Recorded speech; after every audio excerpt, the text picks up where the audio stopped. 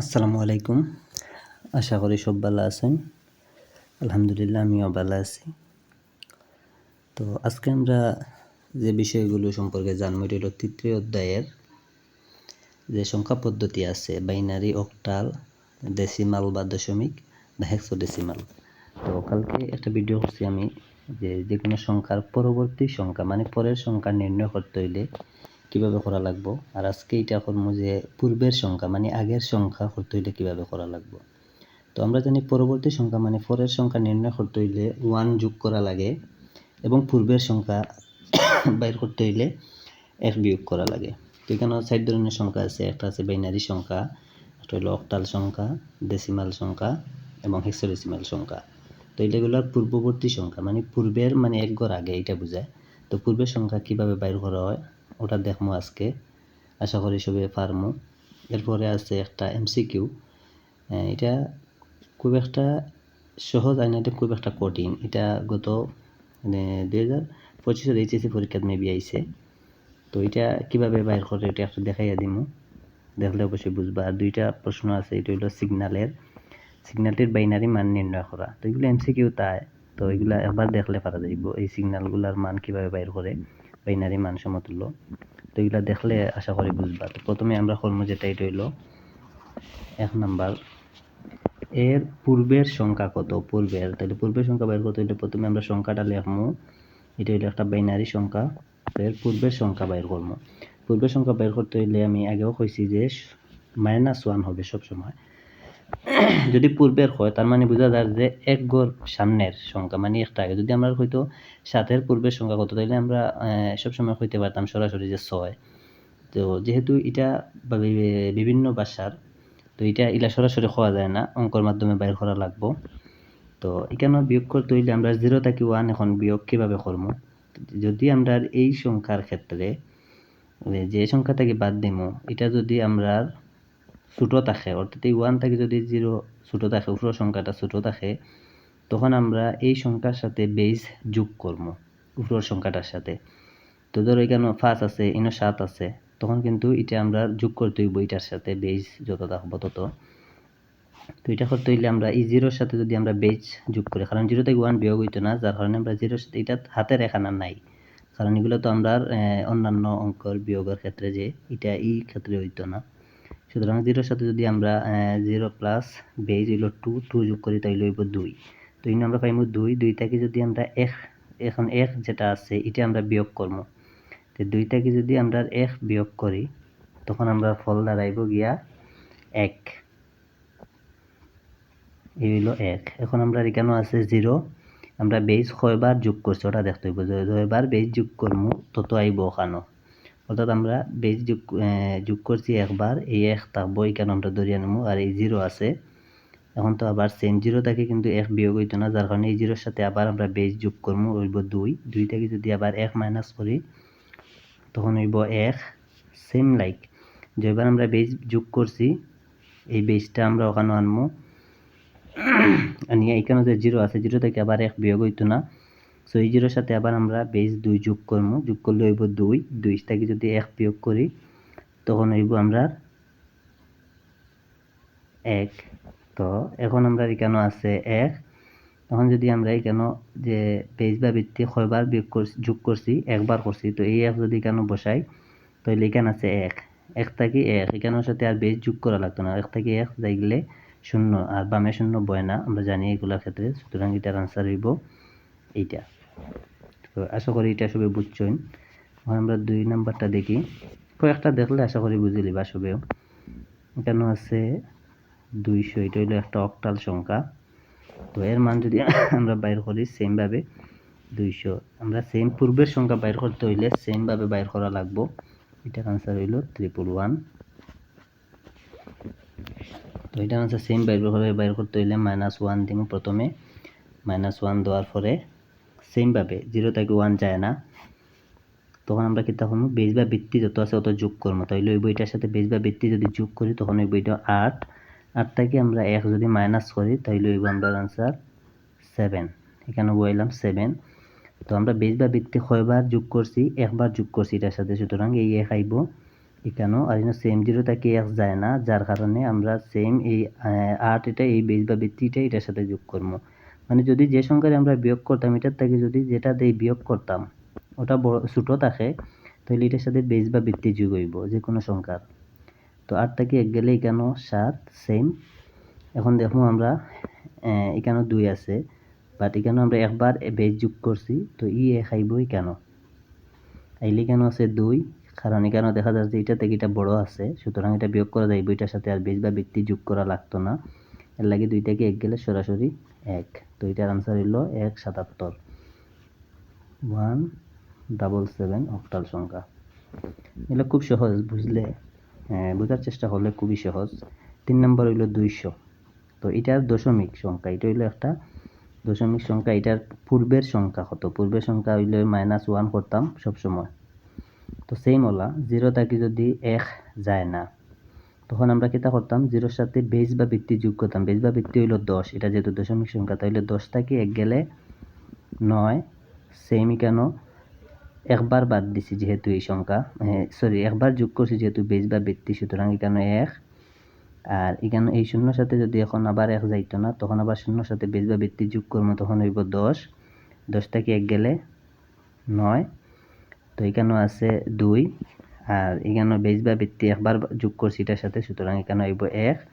তো এই 2 থেকে 1 গেলে 1, তো এটার উত্তর হইব 199। 199, এটা হইল দশমিক এর উত্তর। এখন আমরা যেটা করবো হেক্সাডেসিমাল 200, এটা হইলো একটা হেক্সাডেসিমাল সংখ্যা। সেম ওরকম তিনটা যে দেখাইছি এক নিয়মের অঙ্ক, একটা একটু যদি করে বুঝলে সবগুলা সহজেই বোঝা যাইব।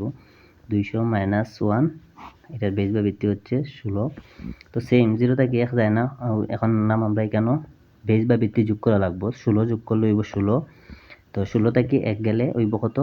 15। 15 আমরা হেক্সাডেসিমালের ভাষায় 15 রে কই f, সুতরাং কেন হইব f, কারণ 15 সরাসরি লিখতে পারতাম না হেক্সাডেসিমালের ভাষায়। তো এখানে আমরা কয়বার যোগ করছি? একবার যোগ করছি, যেহেতু বেস বা ভিত্তি, সুতরাং কেন থাকবো 1। তো সেম আবার 0 থেকে 1 বিয়োগ করা যায় না, লাগে 16 যোগ করছি এটার সাথে, 0-র সাথে 16 যোগ করলে বেস বা ভিত্তি, তাহলে 16। 16 থেকে 1 যদি আবার বিয়োগ দিই তাহলে সেম 15। 15 এটা হইল f। আর এখানেও তো এখন যে সংখ্যা আছে মানে 2 থেকে এখানে যে 1 আছে, একবার আমরা এখানে নিছি যেহেতু বেস বা ভিত্তি, তো এই 2 থেকে 1 গেলে সরাসরি 1। তো এটার উত্তর হইল 1ff। 1ff এটার উত্তর। এরপর কইছে f00। f00 এর পরের সংখ্যা, সরি পূর্ববর্তী সংখ্যা মানে এর আগের সংখ্যা কত? তো সেম এটার সাথে আমরা -1 দিব। তো যদি আমরা -1 দেই তো সেম এটার বেস বা ভিত্তি হইল 16। তখন 0 থেকে 1 যদি যায় না তখন 0-র সাথে আবার সেম আমরা আগের মতো বেস বা ভিত্তি যেটা আছে ওটা যোগ করবো, তাহলে হইব 16। 16 থেকে 1 গেলে 15। তো সেম 15 আমরা হেক্সাডেসিমালের ভাষায় লিখবো f। এই যে একবার আমরা যোগ করছি এই জন্য এখানে আসবে 1, আর এখানে 0, 0-র সাথে সেম বিয়োগ হইতো না 1। তো 16 যোগ করবো, 16 থেকে 1 গেলে আবার f। এখানেও আছে f, আর আমরা একবার এখানে বেস বা ভিত্তি যোগ করা এই খাইব এখানেও। তো এখানে আছে f। f মানে আমরা ধরিয়া নেই 15। 15 থেকে যদি 1 বিয়োগ করি তাহলে হইব আমরা 14। 14 রে আমরা হেক্সাডেসিমালের ভাষায় হই, যার কারণে হইব EFF এটার উত্তর। তো এটার উত্তর হইব গিয়া EFF। তার মানে এর পূর্ববর্তী সংখ্যা হচ্ছে EFF। তো এটা শেষ। এখন আমি যে বিষয়টা মূল বিষয়, এগুলো আশা করি আপনারা সবাই বুঝবা, যে বুঝেন না কমেন্ট করবা, আমি আবার চাইমু আর একটা ভিডিও করিয়া বুঝাইয়া দেওয়ার। এখন হইলো F5AF অনুক্রমে পরের মান কত? এখানে আছে 5, এটা হইলো a মানে আমরা জানি 10, f মানে জানি 15। অনুক্রম মানে হইলো আমরা যে 9 10 পড়ছি হয়তো শ্রেণী ব্যাপ্তির মতো আর কি, মধ্যখান ব্যবধান, শ্রেণী ব্যবধান বোঝায় ওটা। আর যদি ডাইরেক্ট সংখ্যা দিত তাহলে সংখ্যার হিসাব হইলে আমরা 1 যোগ বিয়োগ করিবা করলাম, মানে পরের সংখ্যা কইলে 1 যোগ করলাম, মানে পূর্বের সংখ্যা কইলে 1 বিয়োগ করলাম মানে। তো যেহেতু এখানে অনুক্রমের মতো দিছে ব্যাপ্তি, শ্রেণী ব্যাপ্তি ধরিয়া, তো 5 থেকে a এর ব্যবধান হচ্ছে কত? a মানে 10, 5 হইলো 5। তো 5 থেকে a মানে 10, 10-এর ব্যবধান হইলো 5। আর এই 10 থাকি এফ এর মান হইল 15, 15 ব্যবধান হইল 5, আমরা জানি এর ব্যবধান হইল 5, সুতরাং এর ব্যবধান আমরা 5 ধরিয়া এই অনুক্রমের পরের মান বাইর করতাম।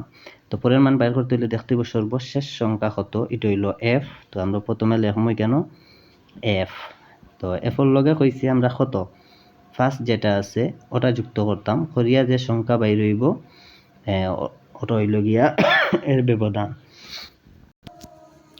তো এখন আমরা এই যে এফ মানে সর্বশেষ যে সংখ্যা আছে এটার সাথে আমরা যোগ করবো কত, এই যে ব্যবধান যেটা আছে এটা। তো এই ব্যবধান যদি আমরা যোগ করি এটা হইলো হেক্সাডেসিমাল সংখ্যা। তো প্রথমে এই ব্যবধান যোগ করলে এফর মান আমরা জানি 15, 15 আর পাশে যোগ করলে হইব 20, এই হইল 20 সংখ্যা।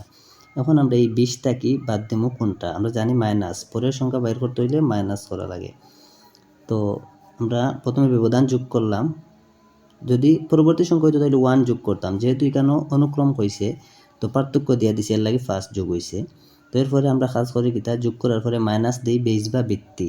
তো এটার বেস বা বৃত্তি হইল 16, যেহেতু হেক্সাডেসিমাল সংখ্যা এর লাগে আমরা এখানে মাইনাস দিমু 16। যদি আমরা মাইনাস 16 দিই 20 থেকে 16 গেলে হইল 4।